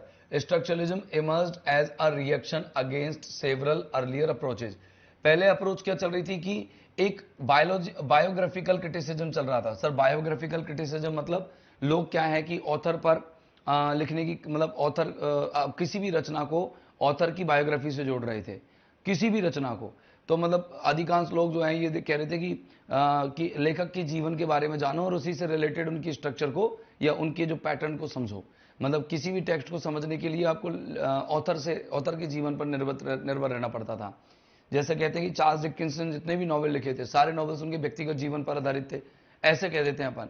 जबकि नहीं, अब स्ट्रक्चरलिस्ट कहते हैं कि व्यक्तिगत जीवन छोड़ो, आप लेखक की हिस्ट्री से कोई लेना देना नहीं था उनको, लेखक की बायोग्राफी से कोई लेना देना नहीं था उनको। लेना देना था उस समय पर क्या चल रहा था, उस समय पर पैटर्न क्या था, लोग किस तरीके से सोचते थे, लोग किस तरीके का पहनावा रखते थे, उस समय पर परिवार कैसे थे, उस समय पर शादियां कैसे होती थी। इन सारी चीजों का जिक्र जो है उसके अंदर किया गया है। कल्चरल नॉर्म्स लिए गए, लिटरेरी नॉर्म्स लिए गए, सारे नॉर्म्स लिए गए। आप कहें कि पहले के टाइम में क्या होता था, लोग है ना हिस्टोरिकल क्रिटिसिज्म पर ध्यान देते थे। हिस्टोरिकल क्रिटिसिज्म जानते हैं कि लोग हिस्ट्री पर ध्यान देते थे, इतिहास पर ध्यान देते थे। वो कहते थे कि भाई इतिहास जो है वो मेन की होता है, हिस्ट्री मेन की है, और वो किस लिटरेचर को लिखने के लिए आपको हिस्ट्री बहुत काम आएगी, दूसरे लोगों को पढ़ो, उससे पता लगेगा।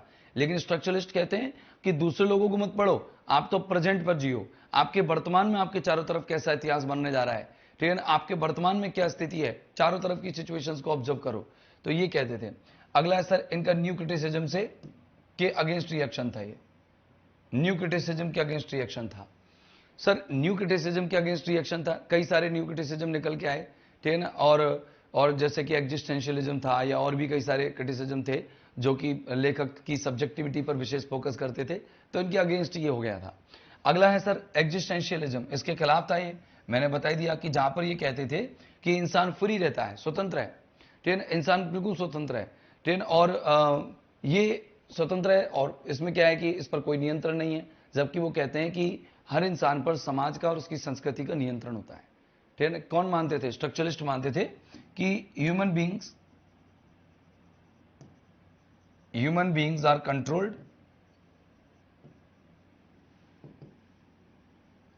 Controlled by a society and culture.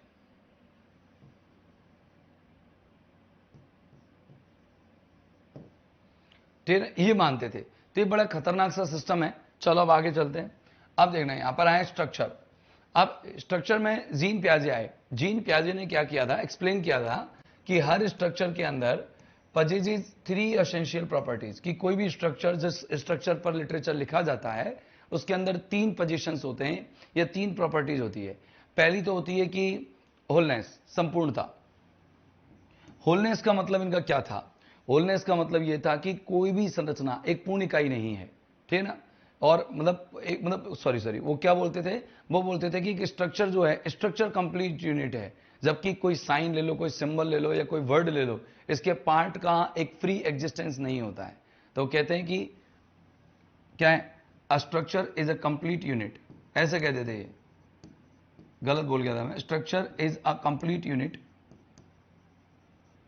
Structure एक complete unit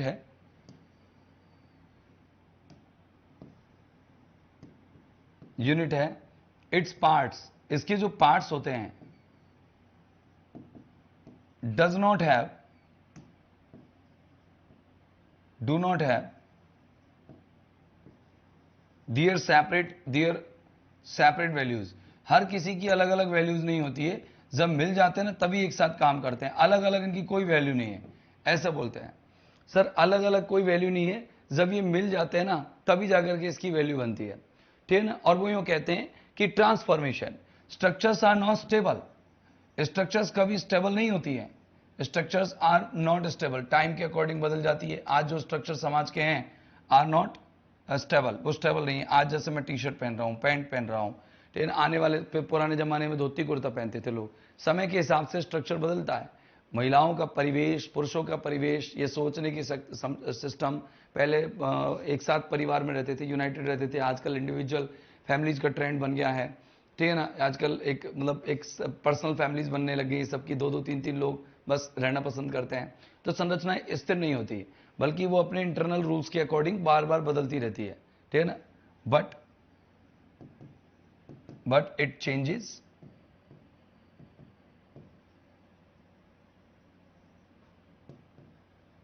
through it's internal rules.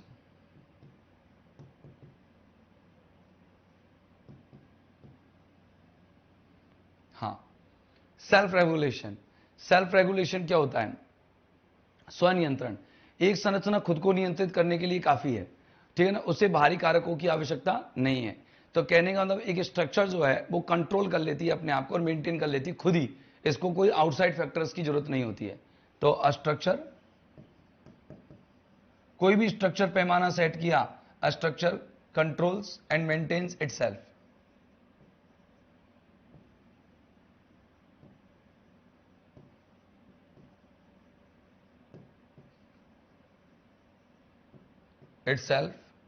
It doesn't need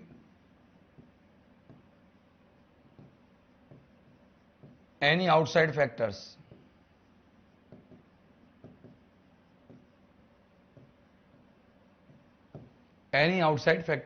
इसको किसी भी आउटसाइड फैक्टर्स की जरूरत नहीं पड़ती है। तो ये भाई साहब क्या है, जीन पियाजे के द्वारा कहा गया है। अब देखना, अपन कहते हैं फर्डिनेंड डू ससुर, ये क्या कहते हैं, ये फादर ऑफ स्ट्रक्चरल लिंग्विस्टिक्स के हैं। इनकी जो नेशनलिटी है स्विस है, इनकी बुक ये है साहब। इनका जो मेजर कंट्रीब्यूशन रहा वो कई चीजों में रहा। दरअसल की मेजर कंट्रीब्यूशन में अगर हम देखें तो लॉजिक, ये लिंग्विस्टिक साइन इन्होंने रिप्रेजेंट किए, signifier, signified, langue, parole, synchronic linguistics और बाइनरी अपोजिशन, ये सारे के सारे इनके क्या हैं, इनके कंट्रीब्यूशंस हैं। तो अपन को ये समझना है। सबसे पहले अपन साइन की थ्योरी समझते हैं कि साइन की थ्योरी में क्या कहना चाहते हैं। बड़ा सिंपल सा कॉन्सेप्ट है। तो थ्योरी ऑफ साइन के अंदर ये क्या कहते हैं, एक तरफ तो होता है सिग्निफायर, है ना, एक तरफ तो होता है सिग्निफायर और एक होता है सिग्निफाइड। ये दो शब्दों को बहुत विशेषता फोकस करते हैं। एक तो होता है कौन, सिग्निफायर, और एक क्या होता है, सिग्निफाइड।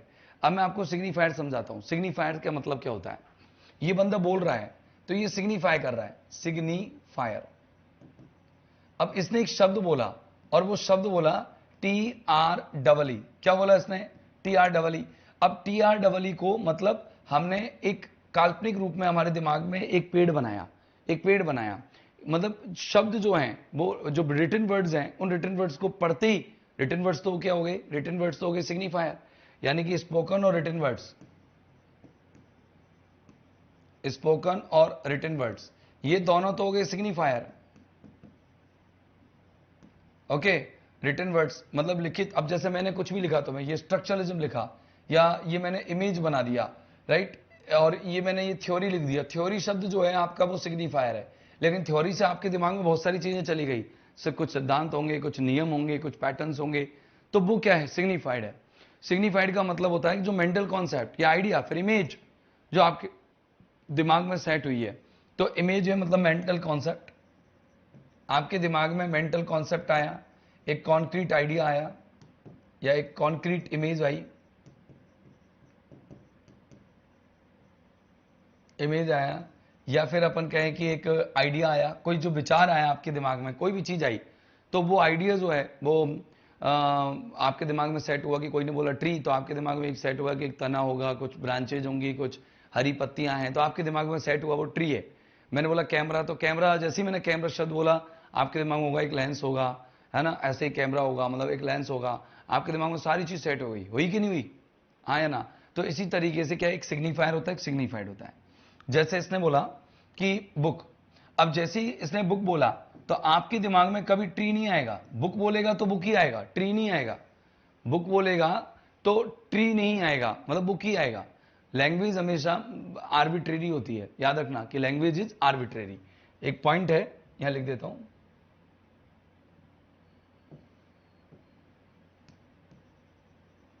लैंग्वेज जो होती है is arbitrary, arbitrary, BITRARY, arbitrary होती है। It does not have any relation with the concrete thing, it does not have any relation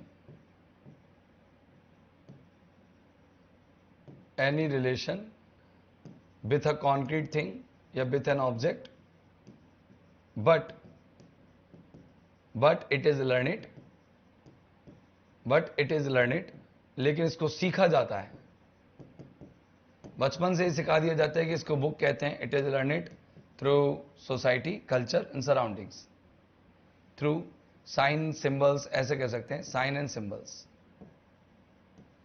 अगर मैं केवल बुक की बुक बोलता जाऊं और आपको बुक दिखाऊं नहीं, तो आपको लैंग्वेज समझ में नहीं आएगी, सीख ही नहीं पाओगे आप। लेकिन अगर मैंने बुक उठाई और बुक बोला तो आपके समझ में आएगा ये बुक है, राइट। बुक ही तब समझ में आएगी जब मैं बुक उठा के बोलूंगा। अगर बुक नहीं उठाऊंगा, डायरेक्ट बोल रहा हूं बुक बुक बुक, तो तुम्हारा समझ में नहीं आएगा। पेन पेन पेन तो कुछ समझ में नहीं आएगा, ठीक है ना। अब आता है सर, इन्होंने लैंग और एक पैरोल करके दो शब्द और दिए थे, दो टर्म्स दिए थे, ये ससौर नहीं दिए थे। और इसका मतलब क्या होता है कि लैंग कहता है कि कोई भी, जैसे किसी भी लैंग्वेज के कुछ सिस्टमेटिक रूल्स होते हैं, एब्स्ट्रैक्ट और सिस्टमेटिक रूल्स होते हैं, जैसे कि कुछ ग्रामर होगी, वोकैबुलरी होगी, है ना, या फिर मतलब कोई भी एक मतलब फिक्स पैटर्न्स बना लिए जाते हैं, वो पैटर्न्स होते हैं। जैसे कोई गेम खेल रहे हैं, जैसे क्रिकेट है, तो क्रिकेट खेलने से पहले उसके रूल्स बनते हैं, तो रूल्स तो क्या है, लैंग है। और जब क्रिकेट खेलेंगे तो क्रिकेट को खेलना, तब गेम के रूल्स क्या कहलाते हैं आपके, लैंग कहलाता है। और गेम खुद, गेम को खेलना, गेम को इंटरफेस करना, ये कैरोल कहलाता है, पैरोल, ठीक है ना। अब देखना लैंग क्या होता है, LANGV। लैंग का मतलब होता है रूल्स, ग्रामर, वोकैबुलरी। क्रिकेट में कौन कौन से वर्ड यूज किए जाते हैं? वोकैबुलरी, यानी कि आप इसे कह सकते हैं कि ये क्या है, ये क्या है, rules of games, rules of a game. किसी भी खेल के नियम किस में आते हैं? लैंग के अंदर आते हैं। और वो खेल खुद, अगर एक्चुअल गेम कहें जो खेला जा रहा है, वो किसके अंदर आता है? ये मतलब ये क्या करता है, एक एक्चुअल इंडिविजुअल स्पीच एक्ट्स को रिप्रेजेंट करता है, ठीक है ना, कि उन रूल्स को कैसे अपनी डेली लाइफ में लोग यूज कर रहे हैं। तो how to use the rules in daily life. Parole, parole का मतलब होता है the use of rules, grammar and vocabulary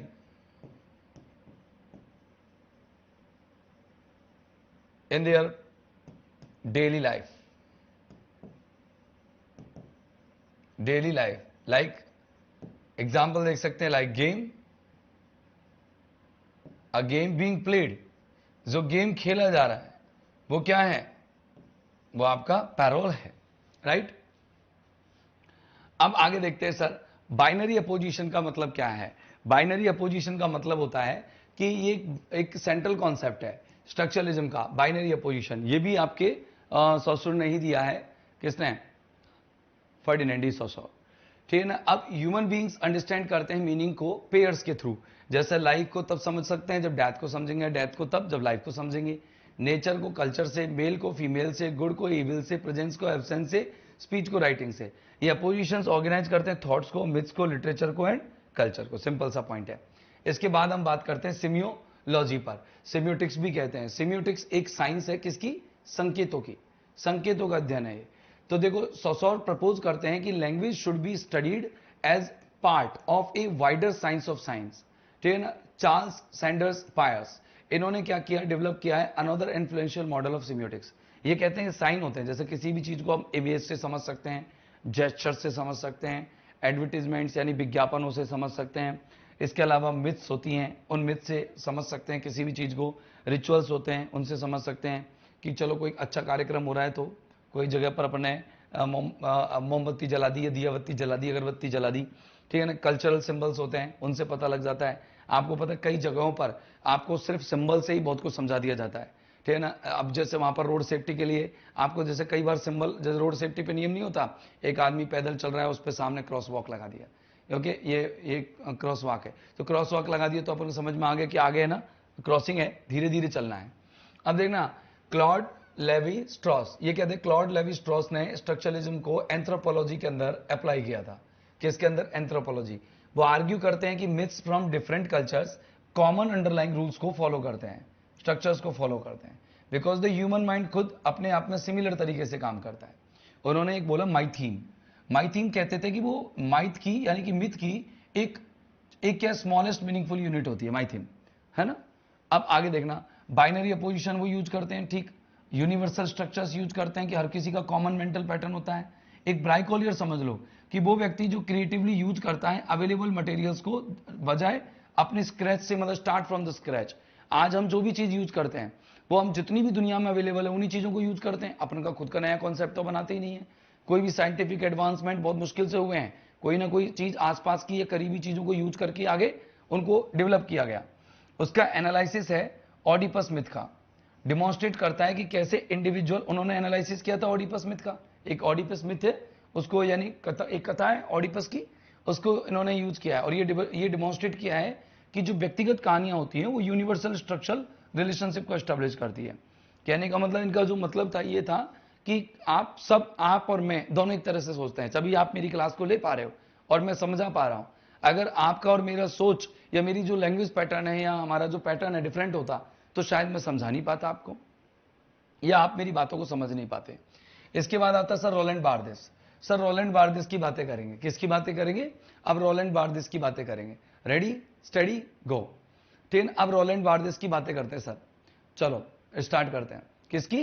Rowland Barthes की। अब देखो, रोलैंड बार्देस जो थे वो इन्होंने एक्सटेंड किया है स्ट्रक्चरलिज्म को टू लिटरेचर के लिए एंड पॉपुलर कल्चर के लिए। Important works include writing degree, mythologies, elements of अभी आपको याद रखना, स्ट्रक्चरलिज्म को लिटरेचर और पॉपुलर कल्चर की तरफ ले जाने का काम किया था रोलैंड बार्देस ने। ये अपन ने पहले लिए, इन्होंने किताबें लिखी एलिमेंट्स ऑफ सिम्योट। एक इनका जो डेथ ऑफ द ऑथर, ये बहुत फेमस वर्क रहा है, निबंध इनका death of the author.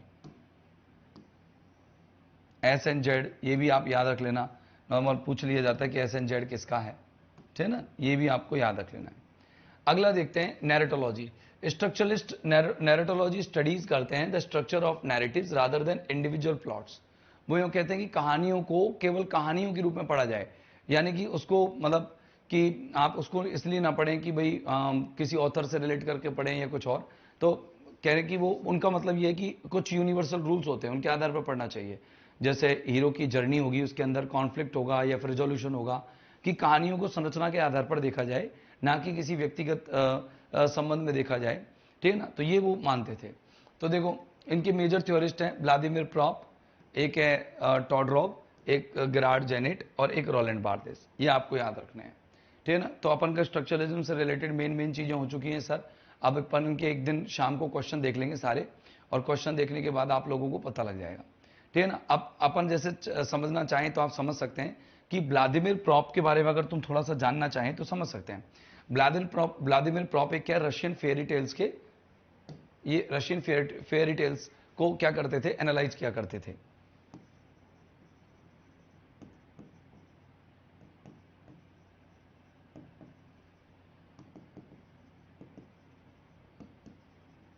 Russian fairy tales को एनालाइज किया है इन्होंने, है ना। इन्होंने क्या है, मतलब इन्होंने एक चीज बताई, उन्होंने पता लगाया कि जो कैरेक्टर्स है ना वो चेंज हो जाते हैं, कैरेक्टर्स बार बार चेंज हो जाते हैं, लेकिन उनके जो एक्शंस होते हैं ना वो हमेशा लिमिटेड होते हैं।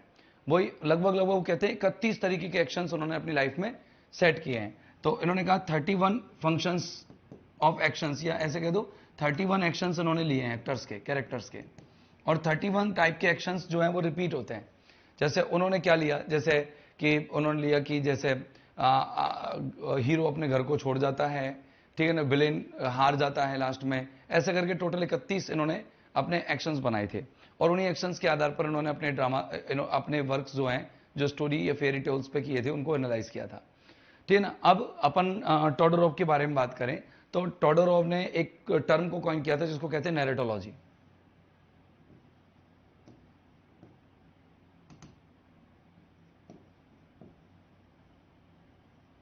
नैरेटोलॉजी नाम का एक टर्म है, उसको इन्होंने कॉइन किया था। किसको कॉइन किया, नैरेटोलॉजी को। इन्होंने कहा कि हर स्टोरी के अंदर एक साइकिल होता है ना, साइकिल होता है। ये क्या करती है, ये एक शांति में शुरू होती है, पीस में शुरू होती है, और बाद में एक प्रॉब्लम आती है, और फिर एक नया इक्विलिब्रियम आ जाता है, एक नई शांति आ जाती है। तो शांति, प्रॉब्लम, शांति। इन्होंने कहा एक इक्विलिब्रियम, ओके, फिर इक्विलिब्रियम के बाद में उन्होंने कहा कि सर एक डिसरप्शन आता है, और फिर न्यू इक्विलिब्रियम आ जाता है। तो इन्होंने कहा था, किसने, टोडोरोव ने। जो टोडोरोव है ये कहते हैं कि कहानी जो है वो इस तरीके से चलती है कि पहले तो आता है इक्विलिब्रियम, इक्विलिब्रियम आता है, फिर आती है सर डिसरप्शन, DISRUPTION, डिसरप्शन आता है, फिर दोबारा न्यू इक्विलिब्रियम आ जाता है, न्यू इक्विलिब्रियम आ जाता है। तो ये कहते हैं कि कहानी में इस तरीके से, इक्विलिब्रियम का मतलब पीस होता है, पहले पीस आती है, फिर कॉन्फ्लिक्ट या ट्रबल आती है, कॉन्फ्लिक्ट या प्रॉब्लम आती है, फिर दोबारा पीस आ जाती है ना।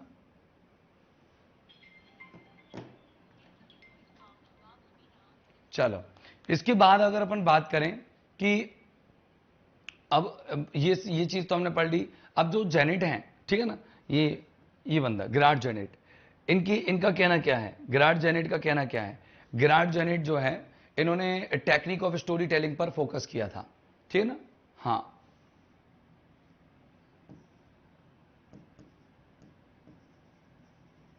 गेरार्ड ने किस पर फोकस किया था, फोकस्ड ऑन टेक्निक ऑफ, किस पर फोकस है इसका, बताओ किस पर फोकस, इसका फोकस किस पर है, किस पर, टेक्निक ऑफ स्टोरी टेलिंग, ठीक।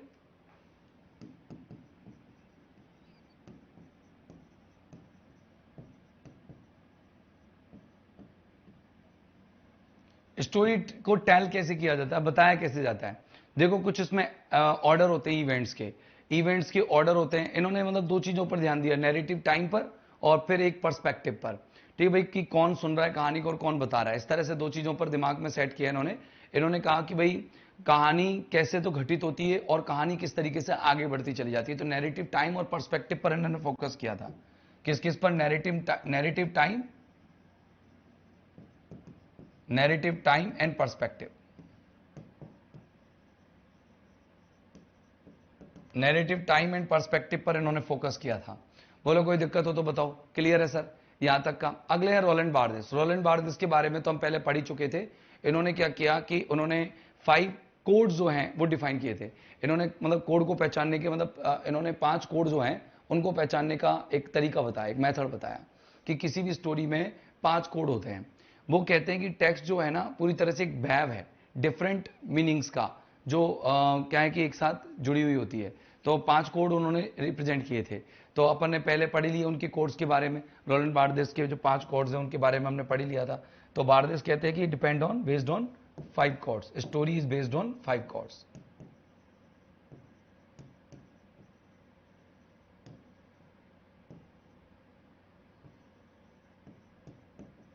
5 chords which a reader has to decode। Reader या फिर कोई भी लिसनर है उसको डिकोड करना पड़ता है। तो दोस्तों स्ट्रक्चरलिज्म के बारे में मैंने काफी सारी चीजें बताई। बाकी की जो चीजें क्वेश्चंस में कैसे आती है एग्जाम में, ये हम समझेंगे एग्जाम के पॉइंट ऑफ व्यू से। तो दोस्तों आज के लिए लेता हूं विदा, फिर मिलते हैं कल अगला एपिसोड में कई एक नए सेटअप के साथ, एक नए पॉइंट के साथ, नए टॉपिक के साथ। तब तक के लिए पहले लिटरेरी थ्योरीज ही हम पढ़ेंगे पूरी तरह से, जैसे अभी हमने ये पढ़ा है। पोस्ट स्ट्रक्चरलिज्म भी साथ साथ पढ़ लेते हैं तो समझ में अच्छा आएगा। चलो इसका रिएक्शन ही है वो। फिर मिलते हैं, बाय बाय।